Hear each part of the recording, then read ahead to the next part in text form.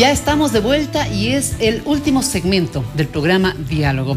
Y continuamos en esta muy enriquecedora conversación que estamos manteniendo con nuestra invitada especial, la licenciada Pilar Núñez, ex asambleísta constituyente. Dejamos una materia pendiente, Pilar. Los medios de comunicación públicos son buenos y los privados son malos. Y entonces la comunicación que manejan los unos es buena y la comunicación que manejan los otros es mala. Podríamos hacer un análisis respecto de este tema. Yo diría que son los imaginarios que se van creando precisamente en muchos casos para incentivar una supuesta división, una supuesta contradicción, un enfrentamiento entre esos distintos sectores, lo cual no tiene sentido, no tiene asidero realmente desde ningún punto de vista. ¿Tampoco existe? No, pues ¿No hay esa confrontación? Existe, ¿no? La confrontación, pero eso es creado, eso es originado, no es porque sea una realidad. Y voy a decir por qué. En el país todavía no existen a cabalidad medios de comunicación públicos.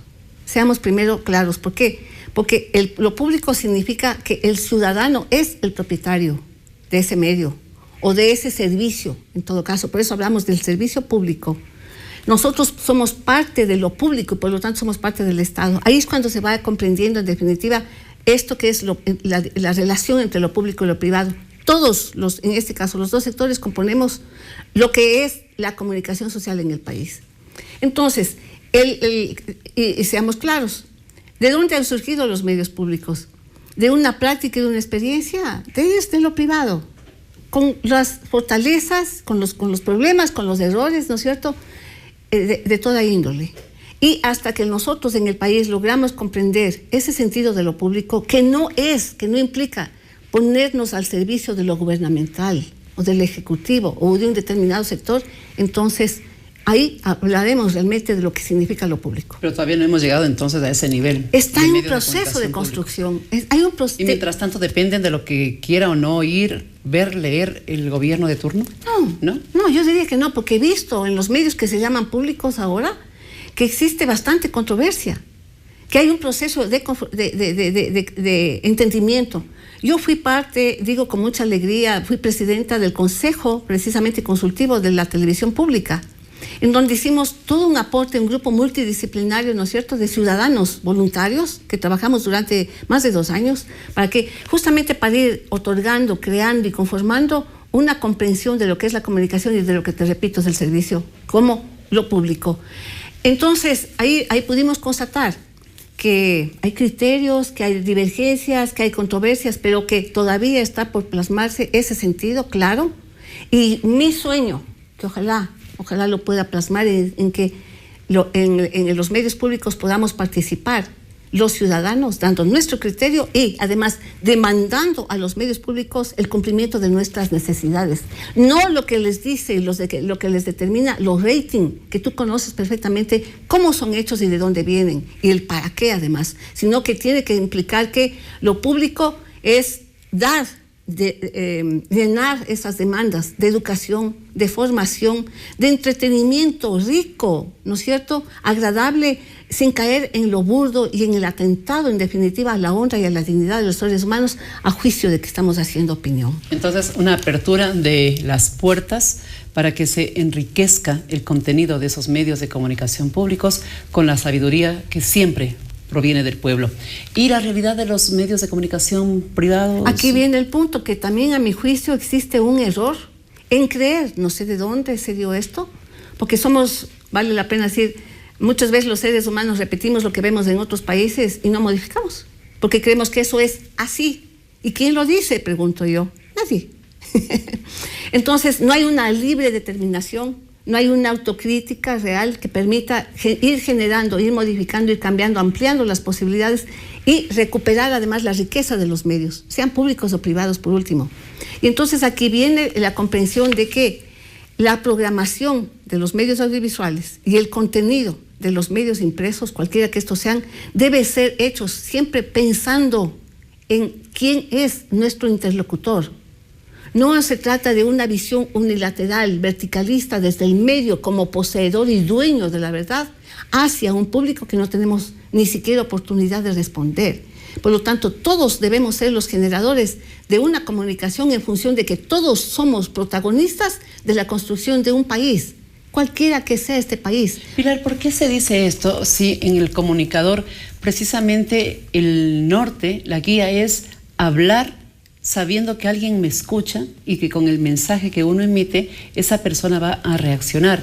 Escribir con ese mismo sentido, mandar una gráfica con ese mismo sentido. ¿Por qué hay necesidad de decir esto? ¿Acaso no se está cumpliendo con la tarea? No, exacto, no siempre se cumple, Nancy. ¿Por qué? Porque muchas veces, en muchos casos, los dueños de los medios de comunicación son los que plantean y determinan la agenda del medio. ¿Qué significa esto? Lo que se va a cubrir, los espacios que van a recibir la cobertura por parte del medio, el tipo de información que va a ser socializada, que digo yo, solo difundida, y además la respuesta que va a ser recogida por ese medio, a través de los distintos mecanismos que existen en los medios, ¿no? ¿Estamos hablando de censura? Estamos hablando de censura previa, y yo sí lo digo con pena, estamos hablando de autocensura. Lamentablemente, no se quiere comprender que este servicio además les va a beneficiar a los propios medios de comunicación privados, porque va a haber una respuesta positiva. El momento en que se cambie y se esté otorgando contenidos de toda índole, ¿no es cierto?, que sean afines a esas demandas ciudadanas, van además los propios medios a ganar. ¿En qué sentido? En publicidad. Porque ahí viene el juego ¿no es cierto?, de reciprocidad. Si la gente está recibiendo mensajes en los que puede actuar, en los que puede con ellos interactuar, entonces va a ser recíproca, entregando lo que piden los medios, en definitiva, que se compre los productos que están en juego en el proceso publicitario. Eso es lo que se debe hacer. De ahí que no se trata de poner en pugna el medio de comunicación, las oficinas de redacción, ¿no es cierto?, las jefaturas de redacción de los medios, en pugna con el ciudadano, porque no tiene sentido. ¿A qué distancia estamos de conseguir ese objetivo y ese anhelo de una comunicación identificada con la colectividad? Ojalá sea a 1 metro y a 1 minuto. Pero nos falta todavía, Nancy. ¿Por qué? Porque ahí viene el asunto. Me parece que la ley de comunicación fue insuficiente justamente en función de lograr estos elementos que estamos nosotros ahora planteando. Y sí hay una especie de reducción de la comunicación fundamentalmente a lo que significan los medios de comunicación. Ahí yo, con toda la sencillez y humildad, debo decir, hay un error. Se piensa que la comunicación es sinónimo de periodismo. No es así. La comunicación es el gran paraguas, es la disciplina, es la ciencia, ¿no es cierto? Es la que contiene todas las posibilidades de acción y por lo tanto de funciones y por lo tanto de campos de trabajo para los profesionales de la comunicación. Entonces, el periodismo es apenas una función, repito lo que dije inicialmente, importantísima, por supuesto, pero apenas una. Y todos los otros campos de acción, ¿en dónde han quedado? Y esos otros campos también tienen que ser regulados. Lo otro también es básico decirlo. También en la ley de comunicación es insuficiente esto de regular las otras formas y los otros espacios y también los otros actores de la comunicación. Estamos que no hablando, son por ejemplo, ¿de cuáles? ¿De qué espacios y de qué otros actores? Por ejemplo, de los funcionarios públicos, por ejemplo, de la sociedad en su conjunto, por ejemplo, de los dirigentes y las personas que conformamos los barrios, que hacemos comunicación, que hacemos cara a cara. Por ejemplo, la recuperación de los espacios, de las plazas públicas, en donde podemos interactuar la gente y no estar sometidos solamente a los canales que son los medios de comunicación, en donde no existe este juego de reciprocidad y de libre juego, de libre flujo, ¿no es cierto?, de intercambio de conocimientos, de opinión, de saberes, de inquietudes entre todos. No puedo dejar de preguntarte lo siguiente, Pilar, porque ya me quedan apenas 2 minutos para finalizar el programa. El tiempo se fue volando. Las redes sociales, esta tecnología que ahora caracteriza a la comunicación, ¿qué rol viene a jugar en estos objetivos que también se quiere para tener una comunicación efectiva? Importantísimo, pero no sé que aquí vale la pena cumplir muchas condiciones. Primero, en que entendamos que a través del anonimato no tenemos la potestad de decir lo que pensamos simplemente sin estar sometidos a la responsabilidad ulterior. Las redes sociales son bellísimos mecanismos de interacción, bueno, entre las personas que tienen acceso al Internet, además, ¿no es cierto? Y no todo el mundo lo tiene, pero que vale la pena pensar en que es la posibilidad de la participación amplísima de todos los tipos de actores sociales. Pero hay que tener muchísimo cuidado. Y aquí viene un asunto que se da reiterativamente en el país. Pensamos que opinión significa hacer un juicio de valor. Y eso es absurdamente equivocado. La opinión implica argumentación. Un juicio de valor, no. Y el juicio de valor debe ser condenado a través de las redes sociales y a través de todas las formas de comunicación en todos los medios. Y porque no podemos nosotros atentar a la honra, a la dignidad de las personas a cuenta de que, como está ocultado, ¿no es cierto?, la propiedad que es nuestra identidad, entonces no podemos nosotros ser irresponsables, como repito. Nos ha quedado prácticamente muy corta esta hora que hemos dedicado el día de hoy a la materia de la comunicación. Va a haber, yo creo, muchísimos otros programas, porque además está en camino un pedido de enmienda a la Constitución para transformar a la comunicación en un servicio público.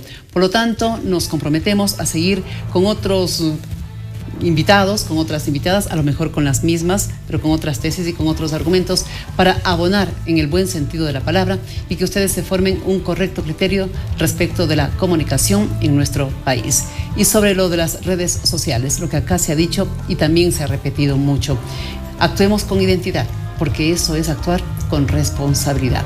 Se decía, cuando uno sale a una marcha y se pone una máscara, no muestra su rostro.